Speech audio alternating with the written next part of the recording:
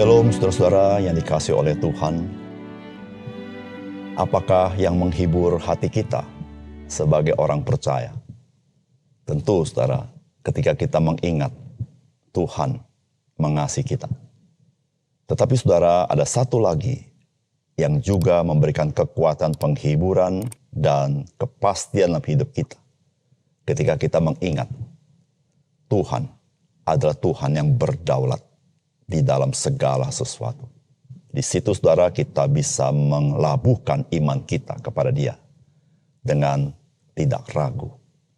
Salam jumpa dalam program Tuhan adalah Gembalaku.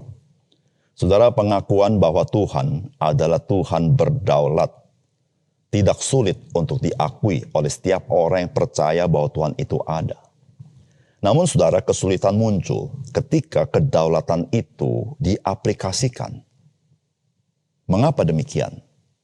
Karena ketika kedaulatan Tuhan diaplikasikan, maka hal itu mau tidak mau berbenturan dengan kehendak bebas manusia yang sangat dijunjung tinggi oleh manusia pada umumnya.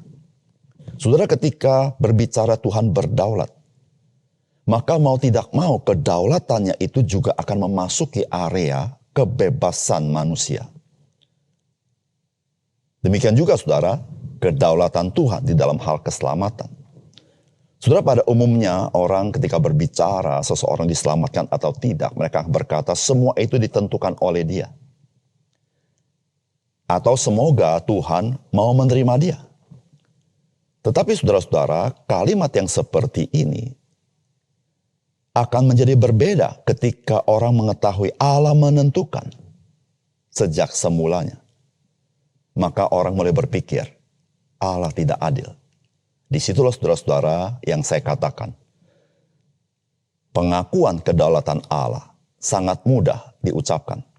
Tetapi ketika kedaulatan Allah itu diaplikasikan, maka kita mulai ada keberatan karena bersinggungan dengan kebebasan kita sebagai manusia. Saudara, mari kita membaca Roma pasal 9 ayat 1-13. Aku mengatakan kebenaran dalam Kristus. Aku tidak berdusta, suara hatiku turut bersaksi dalam Roh Kudus, bahwa aku sangat berduka cita dan selalu bersedih hati. Bahkan aku mau terkutuk dan terpisah dari Kristus demi saudara-saudaraku, kaum sebangsaku secara jasmani.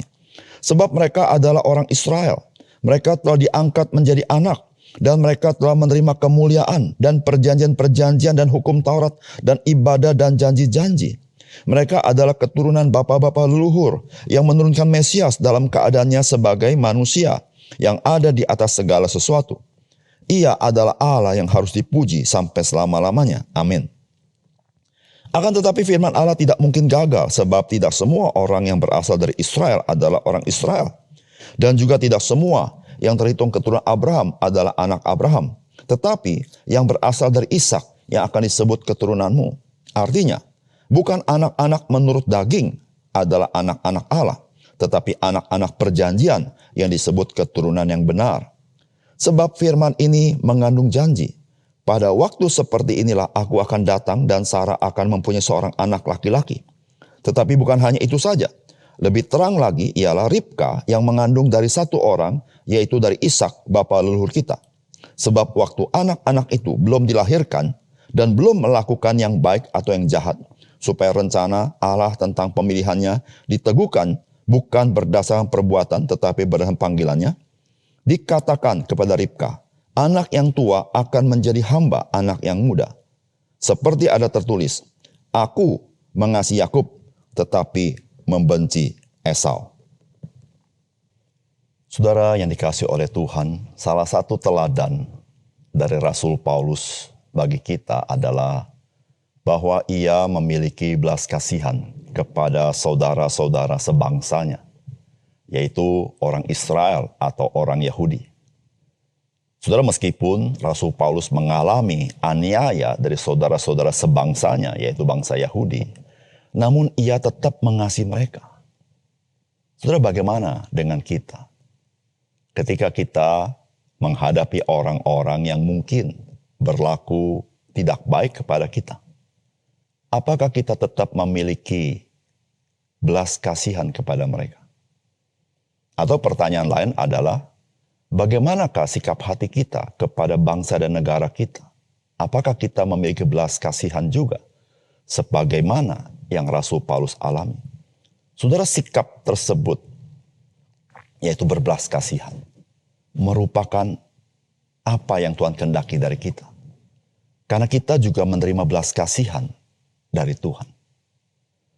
Saudara, namun demikian Rasul Paulus menyadari, saudara, bahwa tidak semua orang Israel akan diselamatkan. Karena orang Israel secara jasmania belum tentu orang Israel yang sejati yang Tuhan maksudkan. Saudara, mari kita mendapatkan pesan firman Tuhan dari bagian ini. Yang pertama, saudara, kita perlu memiliki simpati bagi banyak orang yang terhilang. Namun kita tetap harus tunduk kepada kedaulatan Tuhan di dalam menjalankan rencana dan kehendaknya. Saudara, firman Tuhan berkata, aku mengatakan kebenaran dalam Kristus, aku tidak berdusta. Suara hatiku turut bersaksi dalam Roh Kudus, bahwa aku sangat berduka cita dan selalu bersedih hati. Bahkan aku mau terkutuk dan terpisah dari Kristus demi saudara-saudaraku, kaum sebangsaku secara jasmani. Sebab mereka adalah orang Israel. Mereka telah diangkat menjadi anak, dan mereka telah menerima kemuliaan dan perjanjian-perjanjian dan hukum Taurat dan ibadah dan janji-janji. Mereka adalah keturunan bapa-bapa leluhur yang menurut Mesias dalam keadaan sebagai manusia. Yang ada di atas segala sesuatu, ia adalah Allah yang harus dipuji sampai selama-lamanya. Amin. Akan tetapi firman Allah tidak mungkin gagal. Sebab tidak semua orang yang berasal dari Israel adalah orang Israel. Dan juga tidak semua yang terhitung keturunan Abraham adalah anak Abraham. Tetapi yang berasal dari Ishak yang akan disebut keturunanmu. Artinya, bukan anak-anak menurut daging adalah anak-anak Allah. Tetapi anak-anak perjanjian yang disebut keturunan yang benar.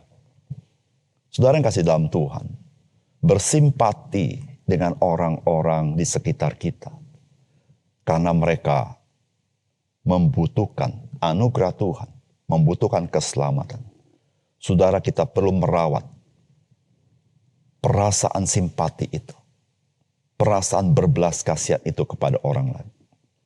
Karena itulah yang Tuhan inginkan dalam hidup kita. Kita tidak boleh mengeraskan hati kita kepada orang-orang sekitar kita, apapun yang mereka perbuat kepada kita. Mungkin perkara-perkara tidak menyenangkan. Saudara, kita harus ingat bahwa sesungguhnya sebelum kita mengenal Tuhan Yesus, kita pun banyak menyakiti hati Tuhan. Tetapi Tuhan tetap berbelas kasihan kepada kita. Dan oleh karena itu, saudara-saudara, Rasul Paulus, saudara-saudara, sangat menyadari bahwa dirinya mengalami belas kasihan Tuhan. Dia dulu pernah menganiaya orang Kristen. Dan sekarang dia sebagai orang percaya, dia pun mengalami tindakan-tindakan tidak baik dari orang Yahudi. Namun karena belas kasihan Tuhan, Rasul Paulus mengemukakan apa isi hatinya. Bahkan secara ekstrim dia berkata, dia rela terpisah daripada kasih Kristus itu. Memang kalimat ini bukan kalimat yang mungkin terjadi dalam hidupnya. Namun kalimat ini adalah suatu kata-kata hiperbola yang menunjukkan betapa dalam Rasul Paulus ingin orang-orang Israel diselamatkan oleh Tuhan.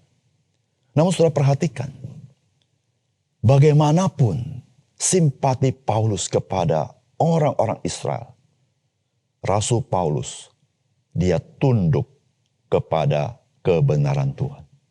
Dia tunduk kepada kedaulatan Tuhan.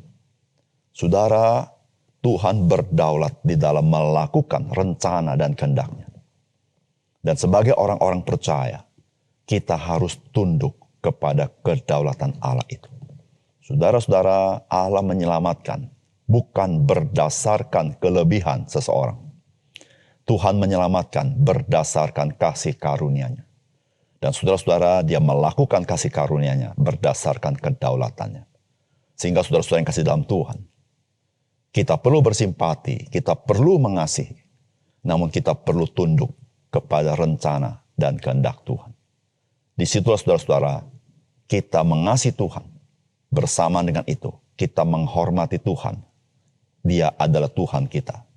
Saudara, kita harus meletakkan Tuhan di dalam kedudukannya. Dia adalah Tuhan. Dan kita adalah ciptaan dan tebusannya. Seluruh pikiran kita mungkin terasa baik. Tetapi saudara, kita harus tahu yang maha hikmat adalah Tuhan. Seluruh kehendak kita bisa kelihatannya baik. Seluruh kemauan kita kelihatannya baik. Seluruh perasaan kita kelihatannya baik. Tetapi saudara, yang baik itu adalah Tuhan. Itulah yang Tuhan Yesus katakan. Mengapa engkau katakan aku baik? Bukankah hanya Allah yang baik? Di dalam perjanjian lama berkata, Tuhan adalah gembalaku. Dialah Tuhan yang baik. Oleh karena itu saudara-saudara yang kasih dalam Tuhan. Apapun yang kita rasakan, apapun rencana pikiran kita, apapun simpati kita kepada orang lain, kita harus tunduk kepada rencana dan kehendak Tuhan di dalam seluruh kehidupan kita. Saudara, seringkali kita tidak rela untuk apa yang terjadi kepada orang yang mungkin kita rindu dia mengalami anugerah Tuhan. Tetapi kita harus tunduk kepada apa yang Tuhan telah tetapkan di dalam kedaulatannya. Di situ saudara, kita menghormati Tuhan. Dia Tuhan, bukan manusia. Dia di atas segala sesuatu. Yang kedua,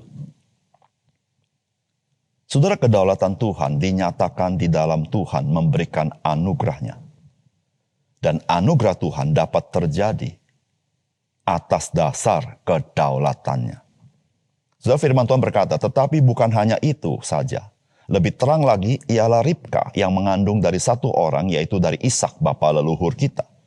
Sebab waktu anak-anak itu belum dilahirkan dan belum melakukan yang baik atau yang jahat, supaya rencana Allah tentang pemilihannya diteguhkan, bukan berdasarkan perbuatan, tetapi berdasarkan panggilannya, dikatakan kepada Ribka, anak yang tua akan menjadi hamba anak yang muda.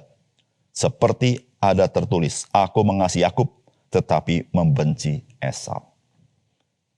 Saudara yang dikasihi oleh Tuhan, kedaulatan Tuhan nyata di dalam kasih karunia-Nya. Saudara, seringkali kita tidak memahami betapa eratnya kaitan antara kedaulatan Tuhan dengan kasih karunia-Nya. Saudara, Tuhan yang tidak berdaulat tidak dapat berkasih karunia. Karena Dia berdaulat, maka Dia bisa berkasih karunia. Saudara, Alkitab memberitahukan kepada kita bagaimana Tuhan berkata kepada Ribka bahwa anak yang tua akan menjadi hamba anak yang muda. Saudara, hal itu sebelum anak-anak itu dilahirkan. Saudara, pada umumnya orang-orang Israel, anak yang tua akan menjadi tuan dari anak yang muda. Anak yang muda menjadi hamba anak yang tua. Tetapi saudara, sebelum anak-anak Ribka lahir, maka dikatakan anak yang muda akan menjadi tuan daripada anak yang tua. Saudara-saudara yang kasih dalam Tuhan, di sini menunjukkan kepada kita kedaulatan Tuhan bukan berdasarkan perbuatan manusia, tidak bergantung kepada perbuatan manusia. Dan kedaulatan Tuhan itu, saudara-saudara, yang membuat Tuhan berkasih karunia. Bukan itu saja, saudara. Saudara, kasih karunia Tuhan dapat terjadi karena kedaulatan Tuhan. Saudara, kedaulatan Allah dan kasih karunia Allah tidak dapat dipisahkan. Seringkali ketika kita berbicara tentang kedaulatan Allah, maka kita berpikir Allah tidak adil. Tetapi saudara harus pikirkan baik-baik. Saudara, dengan kedaulatan Allah, Allah bisa berkasih karunia. Jikalau Allah bergantung kepada manusia dan Dia tidak berdaulat, maka Dia tidak bisa berkasih karunia kepada kita. Karena semua tergantung perbuatan kita. Tetapi karena Dia berdaulat, maka saudara, Dia bisa berkasih karunia. Saudara, Tuhan yang berkasih karunia ialah Tuhan yang berdaulat. Oleh karena itu, saudara yang kasih dalam Tuhan, penghiburan bagi orang percaya adalah ketika kita mengingat kasih karunia Allah kepada kita. Tetapi satu hal lagi, saudara-saudara, yang menjadi kekuatan penghiburan kita yang sangat kuat adalah bahwa Tuhan adalah Tuhan yang berdaulat. Karena tanpa kedaulatannya, Dia tidak bisa berkasih karunia kepada kita. Oleh karena itu, saudara yang kasih dalam Tuhan, Keselamatan yang kita terima berdasarkan kasih karunia Allah. Tetapi kita harus ingat juga, keselamatan yang kita terima itu karena kedaulatan Tuhan. Dia merdeka untuk melakukan apapun, tidak tergantung kepada siapapun, termasuk apa yang kita perbuat dalam hidup kita. Tetapi tergantung kepada kasih karunia-Nya kepada kita. Saudara yang kasih dalam Tuhan, itulah yang membuat kita menjadi teguh di dalam kehidupan kita. Dia mengasihi kita tanpa syarat. Dia mengasihi kita dengan memberikan anak yang tunggal. Dia mengasihi kita dengan segala-galanya. Dia memelihara hidup kita, supaya hidup kita satu kali kelak menerima kemuliaan di dalam Kristus. Mari kita berdoa. Bapa surga, terima kasih untuk firman Tuhan yang mencelikkan mata rohani kami, yang seringkali kami tidak melihat betapa indahnya Tuhan yang berdaulat itu. Karena Tuhan yang berdaulat, Engkaulah yang bisa berkasih karunia kepada kami. Karena tanpa kedaulatan-Mu, Tuhan, Engkau tidak berkasih karunia kepada kami. Tuhan, terima kasih, biar Engkau menolong kami. Semakin mengenal Engkau, semakin kami mensyukuri, semakin kami berharap pada Tuhan, semakin kami teguh iman kami di dalam perjalanan hidup kami. Terima kasih untuk firman-Mu, Tuhan. Di dalam nama Tuhan Yesus kami berdoa. Amin.